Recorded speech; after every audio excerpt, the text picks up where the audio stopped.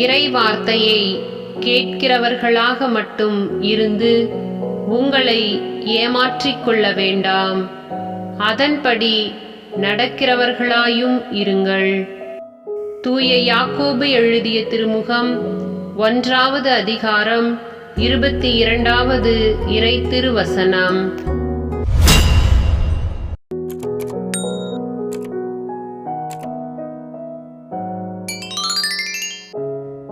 இறை வார்த்தையை கேட்கிறவர்களாக மட்டும் இருந்து உங்களை ஏமாற்றிக் கொள்ள வேண்டாம், அதன்படி நடக்கிறவர்களாயும் இருங்கள்.